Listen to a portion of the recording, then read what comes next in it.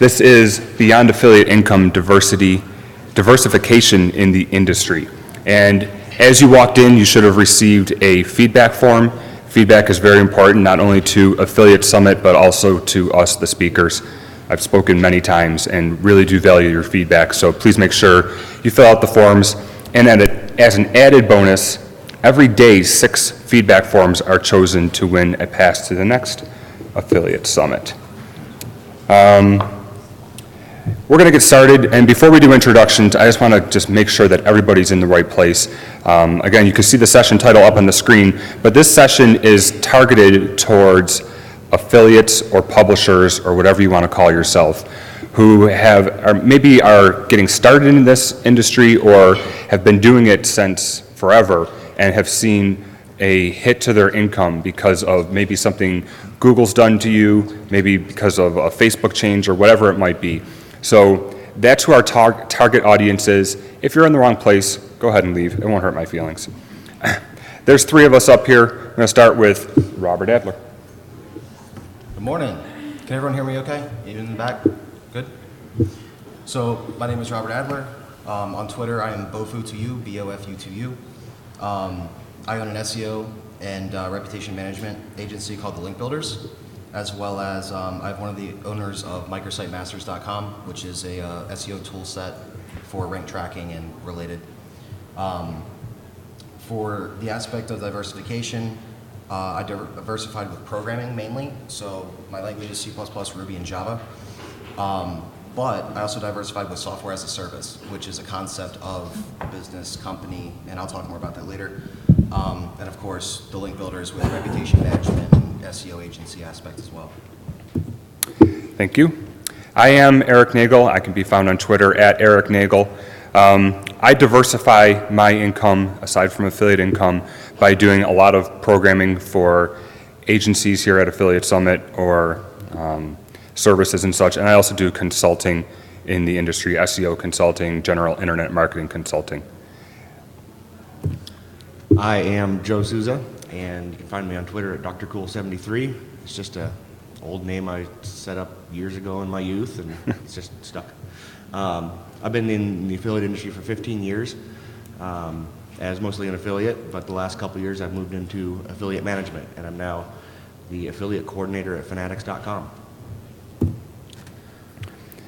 Okay, so we tried to take a look at, trying to get an idea of who might be in the audience, and it's kind of hard to guess what that might be coming into this, but we looked at the AppStat survey put out by Affiliate Summit, and what we were seeing is that only 20% of people who were responding to that are making $50,000 a year or more, which we're considering $50,000 a year of full-time income. So, so what we're seeing is that means there's 80% of the people who either only do this part-time or are looking to get up to that level. And I guess there's 2 ways to do it. You can either build your affiliate business, or you can diversify, bringing in other streams of income. Do you have anything to? So I'll just share the background of how I got here. Back in 1997, I started doing SEO work for clients. It was back when there were still 15 different search engines you had to worry about, and it was easy to do SEO. You just added as many keywords as you could to a page and hit submit and check your rankings, and if it wasn't right, you added more keywords and hit submit again, and it ranked well. So it was really easy back then. Sometime around 2001 or so, we had a couple clients that kind of dropped off, but we had some domains that we built out for them that were still getting traffic. I believe they were around Disney World tickets and Disney World hotels. So I kind of thought, well, I don't want to let all this traffic go to waste. Let me just kind of move it over towards affiliate traffic, and started there, and decided that I didn't want to work with clients anymore. I wanted to just do the affiliate thing. So I kept building out my sites. In about 2002, 2003, I started building a lot of sports-related sites, selling jerseys and hats, working through the Fanatics affiliate program. I had a bunch of other sites on the side that I do, but basically for 10 years or so, I was making a full-time income as an affiliate. Sometime around, when was it? 2010, 10. 2011, sometime around there, right in November, I woke up expecting to look at my reports and expecting to see about the same commissions as I saw, and the number was drastically lower. And then I started looking on Google to see what happened, and my sites were nowhere to be found. Justifiably so. They weren't great sites. I really didn't deserve to be ranked where I was for most of them, but Google decided they didn't like what I was doing anymore, so they kind of turned them all off. And I needed to find a way to support me and my family, so I started looking around to see what was available and figured I'd take the skill set I had as an affiliate and move that into affiliate management. A lot of the affiliate managers, they haven't been affiliates before. They don't know what all the tools are out there. They don't know what affiliates need on a day-to-day basis. So I figured that there would be a good need in the affiliate management side of things for an experienced affiliate. So I got hired on with an OPM company and worked with them for just over a year. And then this last July, I moved my family to Jacksonville, Florida to work for Fanatics. So that's kind of my background and my story and what happened to me. Yeah, and I kind of follow in a similar path that Joe was in. I also, started in this industry just as a service provider and learned enough that I ran my own affiliate sites, and everything was going great. I guess the only thing different from what happened to me versus Joe is that when my income was still high, I was at a conference and was approached by a service provider, and they asked if they could, start using my programming services. So I was actually already doing consulting and programming while my affiliate income was still up there. But I just left my affiliate sites alone, and then one day, it's just that, live by Google, die by Google. And one day it was gone. So now, what I used to make in a day, I make, on one particular site, what I used to make in a day, I make in a month. And you just have to be able to adjust to that. There's many different ways that we're going to adjust to it. Myself and Robert and Joe all take different paths on how we diversify our income, and we're going to show you at least 3 different paths, and hopefully can help you guys out. I think it's important to diversify. I mean, very few old timers are still making a living just from affiliate income. People like me and Eric, who have been around for 5, 6, 7, 8 years in the affiliate industry, I can think of very, very few that are just kind of like standalone webmaster, standalone, let me just build my sites and make affiliate income. Let me just write my blogs and do that. There's not a lot of them that are still making a living just doing that. They've diversified into affiliate management, into programming, into providing services. So I think there's a need. I mean, as you go forward, maybe you have a lot of Facebook traffic. And we recently saw Facebook make a big change to the algorithm that a lot of people lost a lot of their followers. Maybe you've been doing AdWords and your account gets banned. Maybe there's Nexus issues that you deal with. I mean, there's a lot of different reasons why it would be important to diversify. And even just beyond where your traffic's coming from, if you're running with a merchant and you have 80% of your income coming from that one merchant, you're relying on that merchant. And if that merchant makes a change, that can really hurt you. We've had, the next bullet point here is it's very difficult to start from scratch. I don't know if anyone was in my session 2 years ago. We were talking about mastermind groups. My mastermind group with myself, Tricia Meyer, and Todd Farmer, we started a website at that time. And we started it, it was a wine club site, knowing that Q4 was the big time for wine clubs. And we started it in like March, knowing that it's going to take 9 months to get up to a semi-decent Q4. And luckily we're still year over year, we're up, in terms of our monthly revenue and traffic and everything. But it's very difficult. It's not just put a site up, you spend 6 weeks to build a site and it's done. I mean, we spend a couple hours every week creating new content, always looking at our traffic and everything. It's definitely not how it was. And the funny thing is, I keep thinking back to, we always sit here and think it was so much easier back then, and compared to what we have it now. But a year from now, we're going to say it was so much easier 1 year ago than what we have now. So you really have to just get on things, take advantage of it.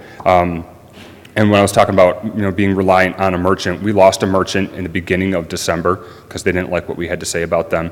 We had another merchant earlier in the year cut our commissions from $45 a lead to $30 a lead, which is huge income. When you're talking, that's what, 30% was gone. So it's hard to start from scratch. If you're out there starting from scratch, keep working on it, but just know that you're not going to be seeing any real income for, I would say, at least a year. Yeah, and the other thing too is most people overlook the fact, but if you're an affiliate and let's say you're doing organic, you're just doing SEO, most people view it as, I'm building a site. I'm going to make this site, the site's going to make this, I'm going to do this, it's going to build commission, it's going to make sales. You need to look at it, it's not a site, it's a business. And that's what most people forget. When they say site, they think somewhere along the lines of hobby. Oh, it's just a hobby I do. I do this thing on the side, I make a little money here. But the reality is that if you want to build something that's going to last, it needs to be a business. It needs to be something that has value. The kind of thing where if you tell someone about your site, they want to send their friends to it because of the fact that it makes a difference. Don't just go, well, if I rank for 5,000 different product names and I send one person a day from the product, that's it. But think about it, instead of sending them to the product, what if you were able to send them to the product and then email them another product the next day that's related, or a week later, or 2 weeks later? And most people, at least that I've encountered, that do this with a site or a couple sites, they don't think about long-term with the same person. They only think about, got him, he went there, I got commission. Got him, he went there, I didn't get commission. So the bottom line is you need to think about it as building a business. If you want to pay your bills and be stable, it needs to be a business. It can't be a hobby, it can't be a side thing. So a lot of people overlook that. So you might have employees, you might have whatever it may be, but businesses, you might have payroll. You might have, if you're doing contract work or consulting, you might have to actually send invoices. You might have to do whatever. It's not just apply to the program, copy paste link, and then now I'm rich. So that's the difference, at least from what I've seen. Okay, so the three of us have three different ways on how we have filled voids in our income.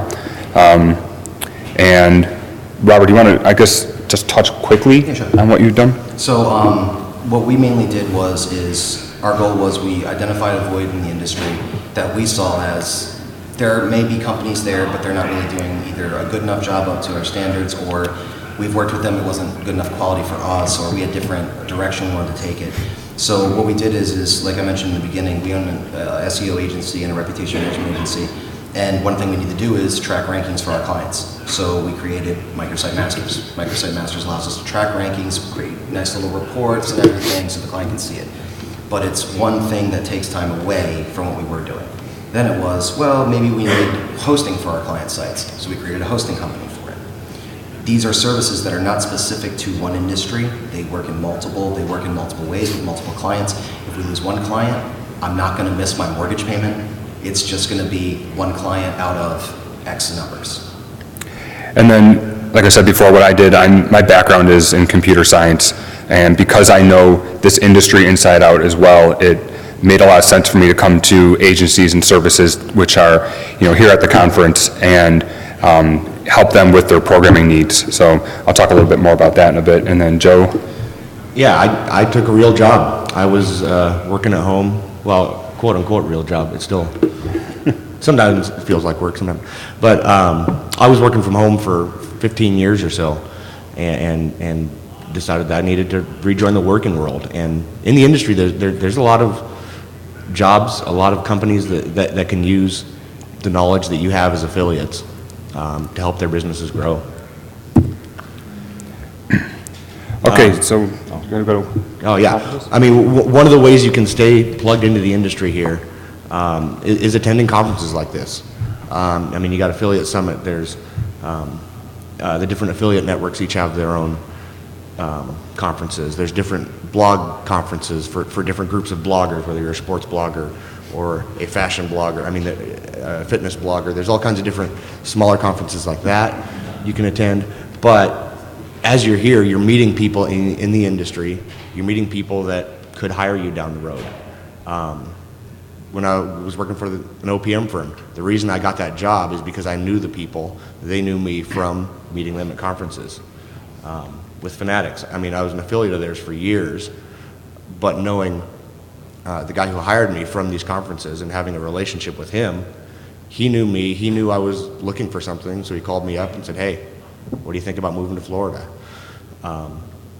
So getting those connections with people, getting that FaceTime with people, getting to know the merchants you're working with, getting to know the people that are providing services, that's where it opens up opportunities down the road for you.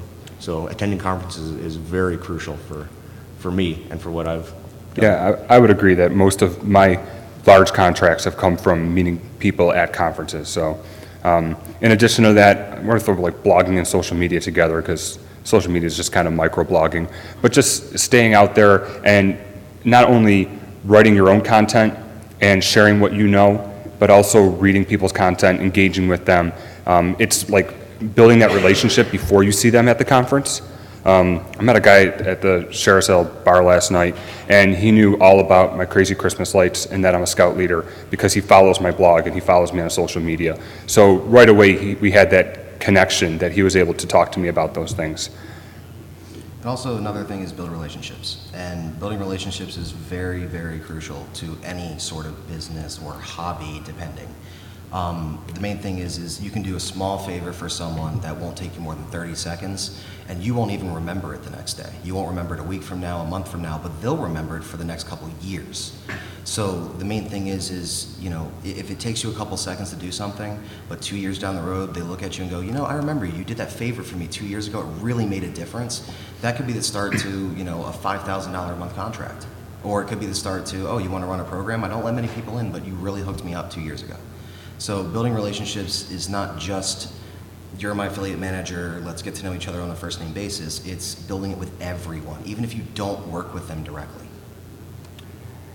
And then, you know, I mentioned previously masterminds and mastermind groups. Now is the time to form them while you have the people here at Affiliate Summit, as you're getting to know them, or at least, you know, get those relationships set up and then try to get one started afterwards. There is, I think my mastermind session that I did a couple years ago is finally out on YouTube. That's open for anyone to watch. So go ahead and look for Affiliate Summit Masterminds on YouTube or something like that.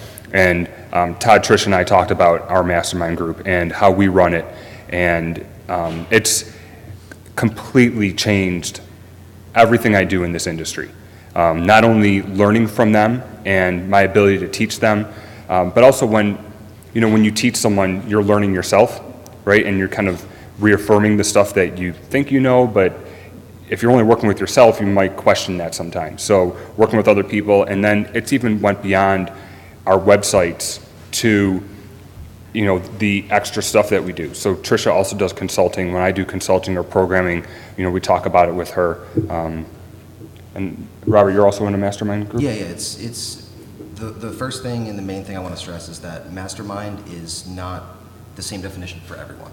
For some people, it's a group of like 10 local people that work together. For other people, it could be random people from multiple countries in a Skype room, and you don't even know their real name. The bottom line is surround yourself with people that are doing like-minded things, people that you could run an idea past, you know they won't take advantage of it, or someone that's in a related industry, even though you may not understand it. If you're about to hire a consultant, it'd be really nice to be able to ask him if the guy's about to mess you over. Or, oh yeah, he's charging 4 times what it should be worth. Why don't you check out these places instead? So it's not just furthering just the business, but it's furthering all aspects of it. Even questions like, for example, I'm hiring my first employee. Who should I use for payroll? Who should I use for invoicing? Who should I use for that? It takes 2 seconds for someone to give you an answer like that, and I guarantee you someone has went through 10, 15 different services and solutions, and they've already failed on multiple, and they go, well, this is the best one. Let me save you the time to test every one. Just use this. So it's people that are in different places, but that can further their business independently with you, even though it's not directly with you. Okay, so now we're going to get into some nitty-gritty, comparing the different income streams. We're not going to touch too much on the affiliate-only income stream because I think most of you are kind of aware of it. And when we go through this, Robert's going to talk about the service because that's what he runs, is software as a service. I'm going to touch on the freelancing aspects, and then Joe's going to do your traditional job. So since I have the mic right now, your source of income as a freelancer are your clients. And for me, I'm trying to keep you around, I would love to have 4 clients because it takes time, and time is money as a freelancer to switch. But that's where my income's coming from. For the service, the source of income is subscriptions. This could be flat out monthly subscriptions, yearly subscriptions. For some people, it's a credit system where they just prepay, they get a number of credits, they exhaust them, they re-up and get more. But subscriptions usually are the way to drive a source of income behind a software as a service. And I just get a check every 2 weeks or a direct deposit. So it's a good source of income. It's nice to have that. So we also touched on the number of sources, and then your time to first paycheck is kind of important. And Yeah. Joe, you probably have the biggest benefit here. Yeah, I mean, I started working, and 2 weeks later, there was money direct deposited into my account. So it's fairly instant when you get a job, when you take a traditional job. The next 2 points are on stability and consistency. Robert, you want to talk about your stability of a service? So with the service, the nice aspect of it, at least in my opinion, is it may take you longer to grow it, but once you have more of a mass sustained client-wise or subscriber-wise, it lasts longer. So there's less money per person coming in usually, but in order to sustain stability, you need a lot more users. So instead of having 10 at 100, it's like having 100 at 10. But the difference is let's say you lose 1. If you lose 1 and they're 100 per, you lose 10%. If you lose 1 and it's only 10, oops, we can easily just get 1 more. Yep. And then with your consistency in pay, as a freelancer, I can tell you it's feast and famine. It depends when clients decide to pay their bills. Honestly, a few months ago, I had trouble making payroll. Luckily, I'm the only one on my payroll. And then everyone decided to pay their bills, and I had affiliate income come in, and some other bonuses come in, and we were feasting, which was nice getting that to come in right before Christmas. So every type of business has a barrier to entry. And again, we're not touching on the affiliate-only model. If you guys have an affiliate website, you know that. As a freelancer, your barrier is very low. You need $20, file a DBA, and you need to know someone that needs your service. That's about it. For services, it's a little bit harder. The main thing is it really helps if you're already in an industry or related to an industry or can easily look up an industry.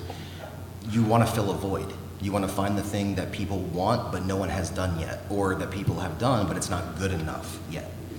So that's the first part. The barrier to entry then is building it. And depending on what it is, that could be an easy 1 or 2 day thing, or it could be a 1 to 2 month thing, or it could take a year. It could be 2 years. 2 years. You don't know. I mean, for the love of God, it could be 2 years with 50 full-time employees. It depends on what you're building. And then, of course, after the very hard part of building it is over, comes the extremely hard part, which is getting people to sign up for it. You need to prove that you are worth the money that they are about to pay, and then you are worth them continuing to pay month after month or year after year. And if you can't do that, then you're going to lose them. And with a traditional job, I mean, some of them will require college degrees, some of them will require certain training. You have to go through interview processes and put out resumes and talk to people. You have to know who's hiring and who needs what skill sets and where you'd fit. So, Want to continue on benefits? yeah, I get insurance. I didn't have to deal with Obamacare. I didn't have to deal with websites that didn't work and trying to get all my stuff submitted. I just signed the bottom of a piece of paper and I got insurance and I'm covered. So, I mean, the benefits being paid by someone else in this day, that's huge. That's, I mean, if you're self-employed and you're paying your own insurance, that can get really expensive really quickly. Especially if you live in New York State. Yeah. Yeah, so. When we were going through our notes, we're talking about growth of any of these income models. I mean, you kind of understand the growth of these different services, but as an affiliate only, there's kind of 2 different ways you can grow things. I take the slow, low-risk way with SEO. It's very slow. I wouldn't say low risk anymore because Google can just decide to do something and wipe you out, but it's lower risk than something that Robert has done in the past. So the main thing with scaling is that it's all about subscribers. That's your main source of income. People are paying you. That's it, period. So the more subscribers you get, the more money you make. But on the flip side, going into limitations, there's a few more limitations. So your competition, what if they advance faster than you? What if they do more than you do? Or they do what you do, God forbid they do it better. So then you are in a consistent game of not only catch up, but then on top of that, you have to do better than them to regain your position.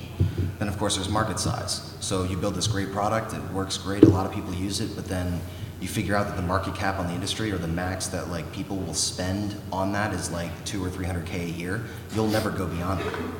So that, and then of course the quality of product, that if you wanna, you can do it quick and dirty and you can get it out there and then people will pay for it, but then you run the risk of, why do I want to use this? It looks like crap, I don't want to pay for it, why am I paying for this, so on and so forth. So as easy as you can go up, you can easily go down. As far as traditional job, there really is no scaling. I mean, you're paid, and yeah, you can perform well and earn bonuses and earn pay increases, but you're limited by your company in a lot of ways. Luckily, I'm with a big company, so there's lots of room for me to go. But if you're in a 10-person company or a merchant that has 15 employees, you can only move so far up there before you hit a ceiling. There's politics involved. You got to deal with who likes who in the office and who has made the other person mad, and there's things like that you got to deal with. Market size, maybe you're a merchant that's never going to sell more than $500,000 a year. Well, they can't hire more employees down the road if they've already tapped their whole market. Yeah, there's a lot of limitations when you get into a company. You're kind of at the whims of your bosses and the people ahead of you in the food chain. And as a freelancer, if I want to make more money, I have two choices. I bill more hours or I increase my hourly rate. I don't think anyone would pay my increased hourly rate. My limitation is hours in a day, which we're all working with 24 hours in a day, so at least we're all level there. And then, there's also what we call what can destroy you and what's your out, right? So the what can destroy you is, as a freelancer, what can completely wipe out my business. You can kind of see for our different models what that is. But as an affiliate only, which Joe and I have both experienced, an offer goes away, new competition comes up, or Google comes by and just wipes you out. So, be aware of those as an affiliate only. What's your out as a freelancer? I really don't have an out. I have nothing to sell. My business might be worth so much, but that's only because I am my business and it's the hours that I put in. There's no assets to it beyond myself. So when I leave, my business is worthless. I can get a 401k, I can get a gold watch. I'll have to work till I'm 65 or so before I see those things. So it's not like I can have 5 awesome years of having a service and then retire. I have to keep working. And for services, obviously, the only main out is being bought. There really is no other big, I can walk away now other than that. So it's mainly just being bought. And I'm a big fan when you're starting a business of knowing what your out is. Whether it's, you're building a website and know that I'm going to run this for 5 years, then put it up for sale, or I'm going to run it, and if someone comes by and offers me $600,000, I'm going to sell it. I'm a big believer in knowing, from day one, what's your number, and that number can change, but you should always be aware of that, because if not, I believe that your website, your service, whatever your service is, was just going to kind of fizzle away. So, monetization model, software as a service. The main one that is used the majority, at least from what I've seen, is pay per month or per year, subscriptions. Examples, Microsite Masters, our rank tracking tool set. Raven Tools, also another tool set. SEO Mods, also another tool set. Ahrefs is what I like to call scraping as a service, which is still a software as a service, but focused on scraping data and making sense of it. And then For Me to Coupon is also another example. Pay per use is another example, which is Copyscape, iStock Photo, Code Canyon, and then interestingly enough, the Ahrefs API. So they did both sides of that. They have the subscription model for pay per month, And then they also have pay per use on top of that. So they monetize both ways. For fulfillment happens at the same rate of billing period. So if it's 6 months, they pay $50 and get an account for 6 months, if that's what it is. If they pay $50 and get it for 1 month, that's what it is. But this also opens up the ability to do usage-based or credits or anything along those lines. So usually in the form of usage, they will have the ability to use the product for a billing time period. If no payment, availability is revoked. So that's the difference between you're paying $50 a month, you don't pay, at the end of 30 days, account gets deactivated and you don't have access anymore. Whereas if it's a credit system, maybe their credits last forever, maybe they don't, maybe they expire. So it's all about the best monetization model for the service itself. So for one-off purchases and selling products, which is another example, you can do physical products, you can do virtual products. Couple good examples of virtual products: WordPress themes. Some of them are paid, some of them could be as low as $9, some of them go up to $150. WordPress plugins, a good example of that is I like Gravity Forms. It's a great example of a WordPress plugin that's paid. Just anything that saves you time and is worth the investment is worth buying. Some of the challenges, though, is how do you stop buyers from redistributing the software? So WordPress plugins, you can use WordPress key, or you can use keys, like licensing keys. Doesn't mean someone's not going to figure out a way to disable it, but that's a risk. And then if someone does, all of a sudden your revenue goes way down. So that's another example of a challenge. For fulfillment, an example would be more in the SEO industry. Someone pays you $100, you give them an SEO audit. One-time payment, one-time delivery. That's it. They want another one, they pay again, they get another. But it also applies for website design, theme design, programming is also another example, but that's not exactly fulfillment. And then of course you have one-time link building packages. If you pay, like Fiverr, pay me $5, I'll get 5 people to tweet about your site. Okay, as a freelancer, I control my rate. I usually control my hours.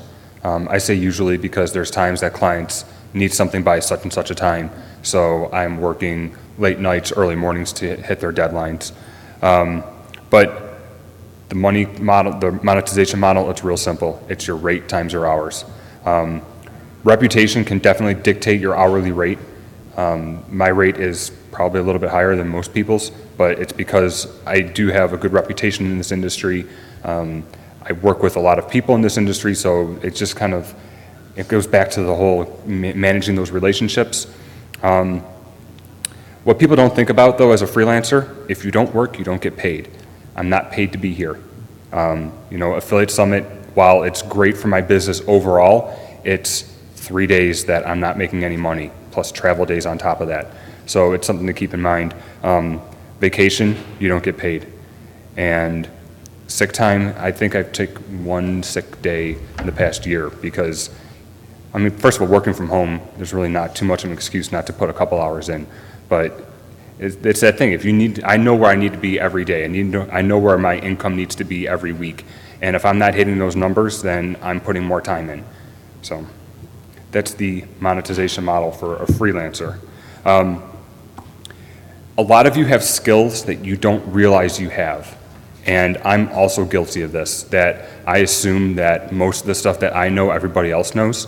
But just talking to other people here at the conference, social media, if you're doing social media for your own websites, then you know more than most business owners know about social media. Graphic design, I'm amazed at, I started, my first job was in a t-shirt design shop, so I know a little bit about Photoshop, but I think I know a little bit until I give someone a task to do, and they can't even do that little bit. So again, don't, knock down what you already know. And then just general industry knowledge. When I go to various OPM firms and I go to work with them and they question, everyone always questions my hourly rate, but I know the industry lingo inside out. I've worked with all of the major networks, their APIs. I have contacts with them. So just that general knowledge that you have, it's another thing that you don't realize you have. And then I threw a Dilbert cartoon in there because I thought it was funny. They hired a social manager, or social media manager, but they don't allow social media in the office, and they don't trust her to work from home. So they fired her. For a traditional job, I mean, it's pretty simple. You get a paycheck. You can request more, you can ask, but you usually get turned down unless you're pretty amazing. We're pretty flexible where I am, but I have to put in 40 hours a week. I have to work and get the tasks done that I'm assigned. But in return, I get benefits. I'm getting paid right now while I'm here. My company pays to fly me out here and the hotels, where before I was paying that out of pocket, like Eric. But in turn, I get the steady paycheck. I get stability, but I'm kind of locked into working X number of hours per week, and doing what other people want me to do rather than just kind of what I want to do. You want to hit on some of the external threats there, Joe? Yeah, some of the external threats that we've kind of touched on these. There's industry issues, like your sites go away from Google.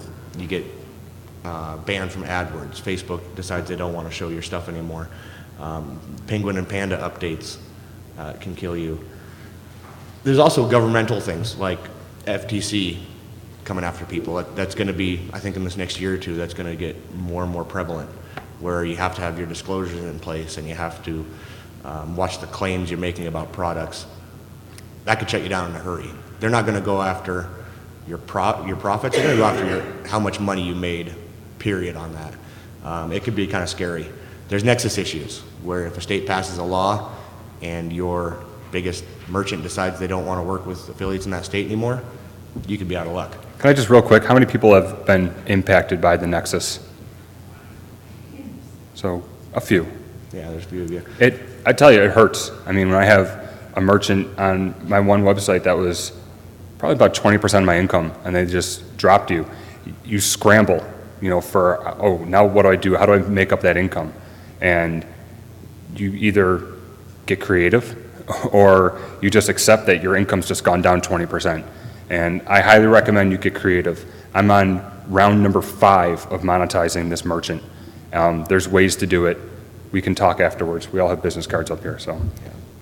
I mean, there's things like Obamacare. I mean, a lot of people are going to be paying $1,000, $1,500 more a month for their insurance now because of a law that was passed.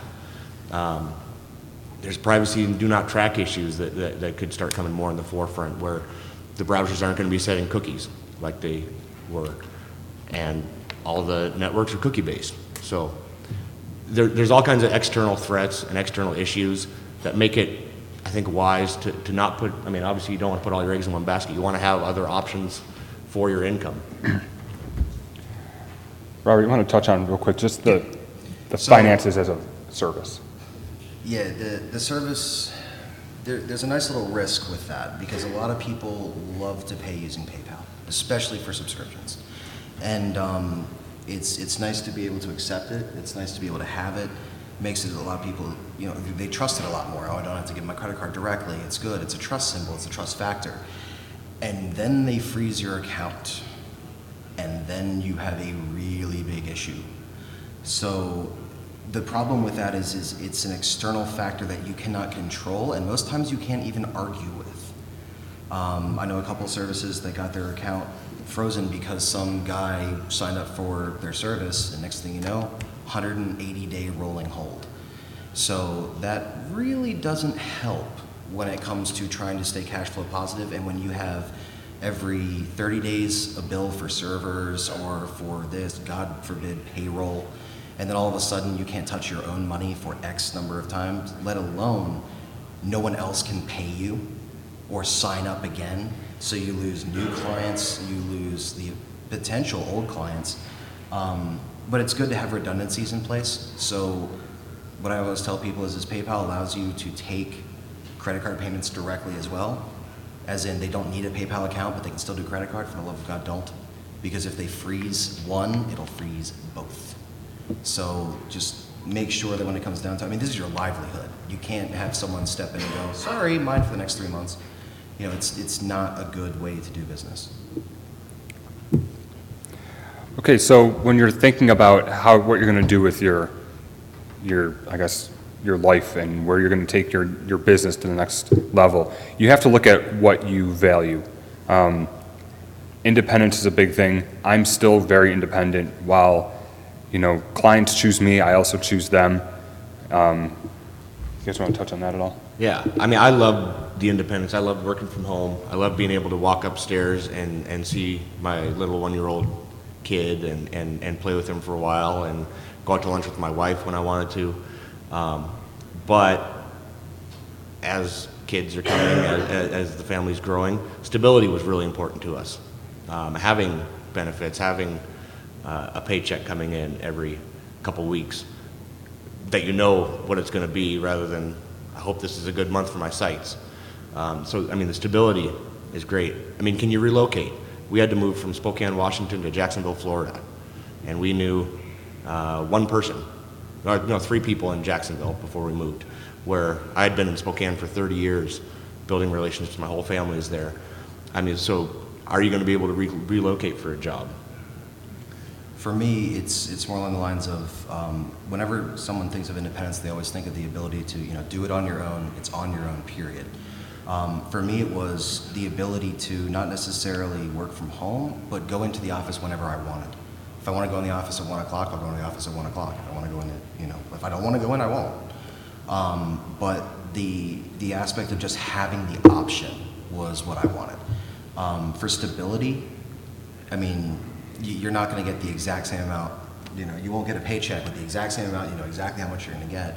But as long as you're not taking 90% of every single payment and spending it for some godforsaken reason just randomly, you might need to plan in case something happens.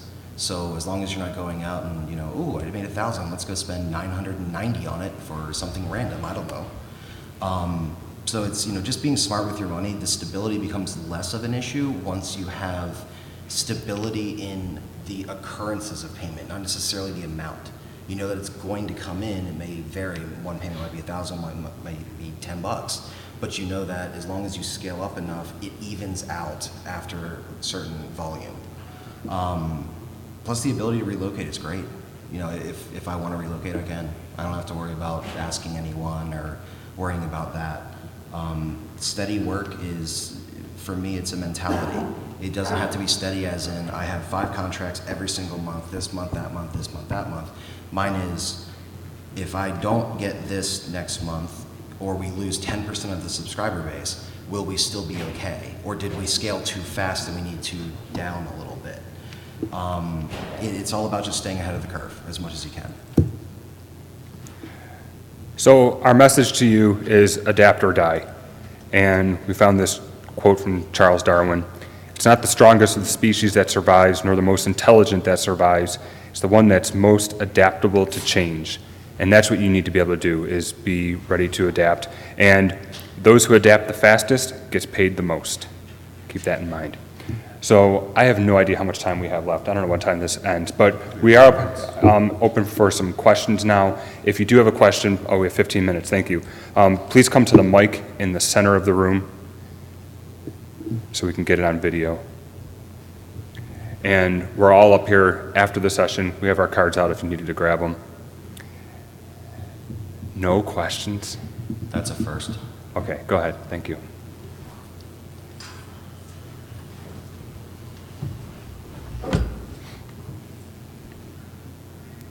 I have a couple questions for you.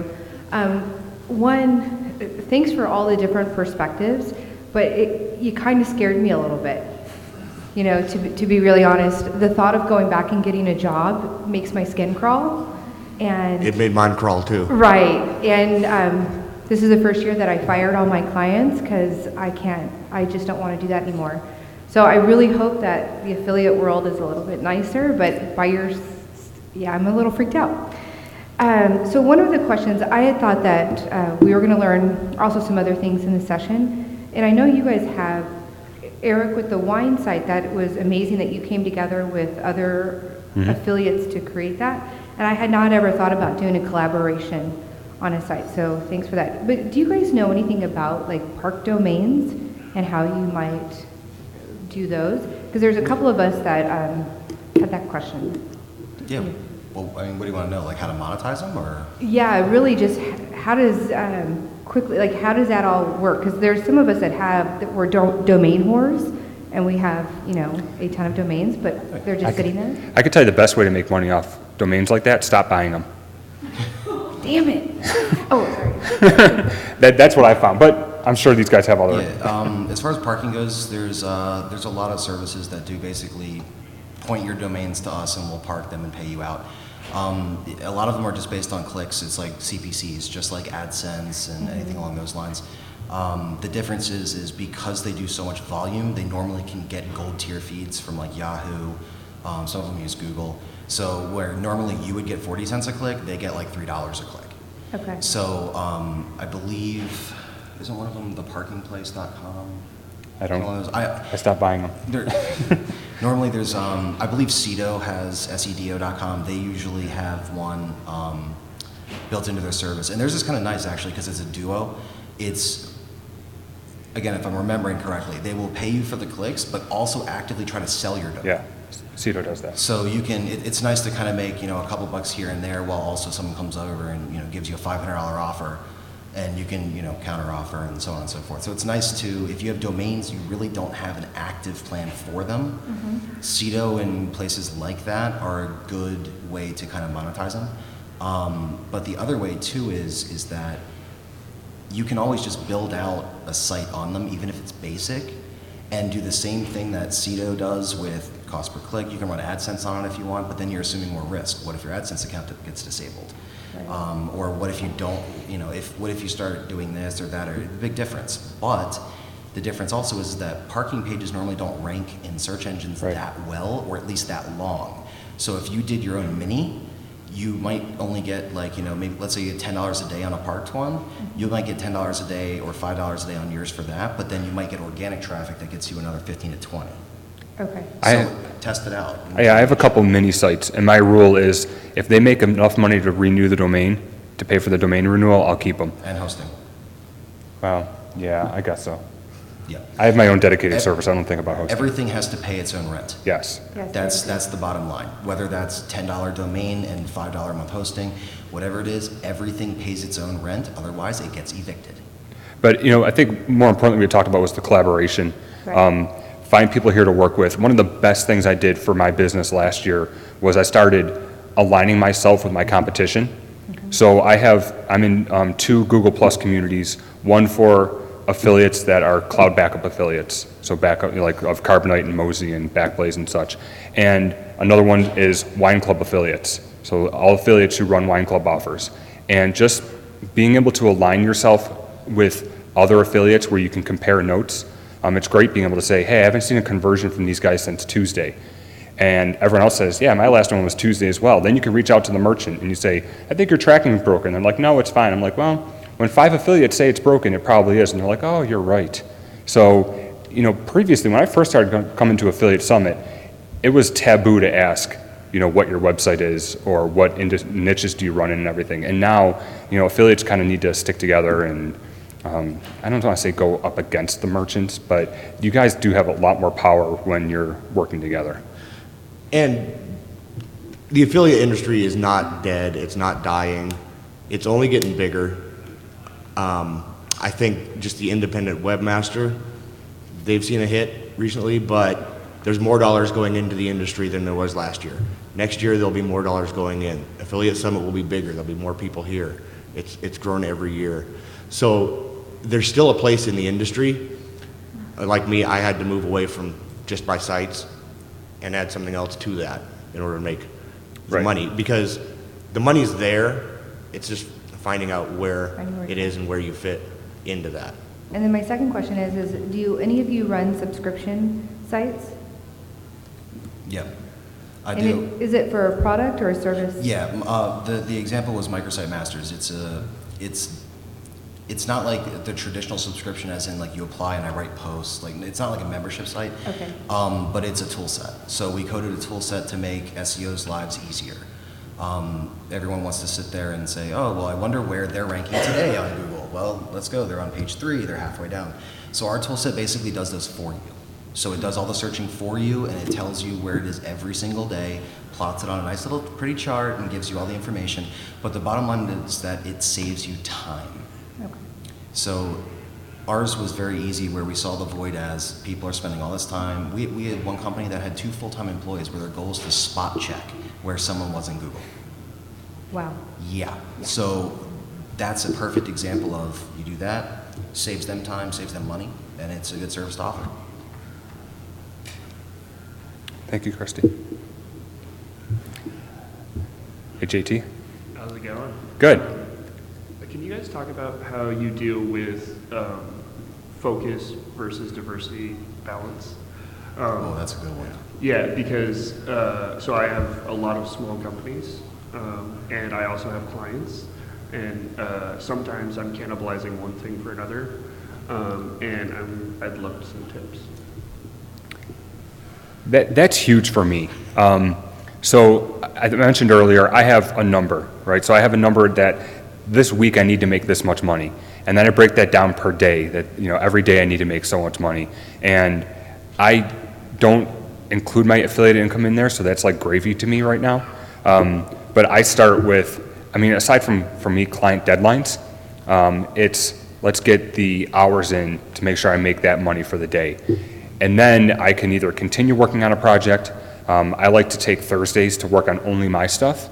So I'll make my Monday through Wednesday a lot bigger. And as long as I made, you know, Monday through Wednesday made enough to cover Thursday, I can do my own stuff Thursday. But yeah, I'm also trying to cut back on the number of clients I have so I can give each one more focus and not have to, you know, be switching around all the time. Focus is always tough for me. I had my main niche of sports sites, but I'd also have 50 other sites I'd be trying to get going, trying to build. So it was hard to stay focused for me. When I got to the point where I realized I need to make money. I can't waste time doing these other things that aren't making money. I got to look at which sites I'm getting the best ROI on. And once you get to that number, whatever it is that you have, where I need to pay the bills, I need to pay my mortgage, okay, all my stuff's covered, then I think you can go work on the vanity projects or the fun ones that you just want to try out. But the ones that are making money, I mean, that's where you need to focus.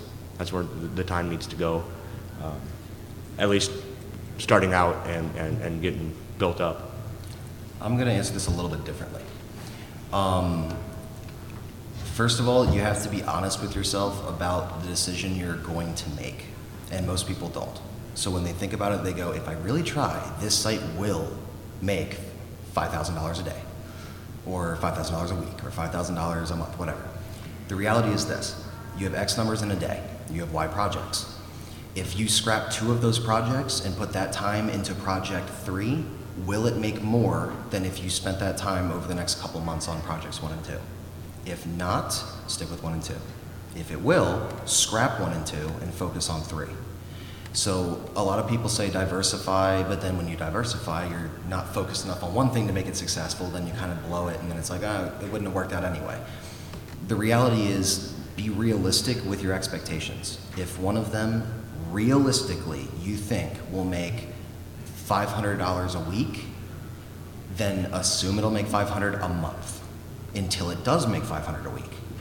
And say, well, is it justified for the time that I'm spending on it? Everything pays their rent.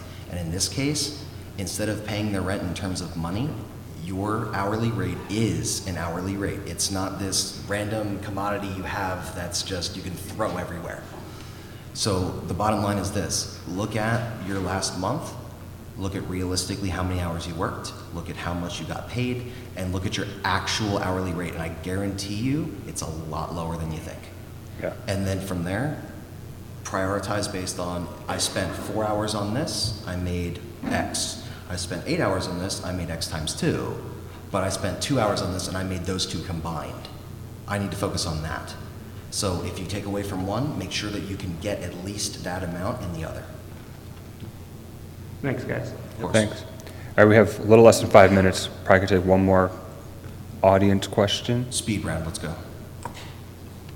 Guess not. All right, the only thing I ask is that you guys, well, aside from fill out the feedback forms, look at what you have that's working for you right now and milk the cash cow.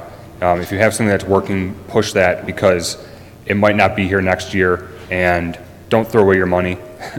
You might be sitting there on 6 figures a year and think that everything's great, but I mean, look at how many people bought like these huge mansions and are regretting it. So stay within your means and adapt.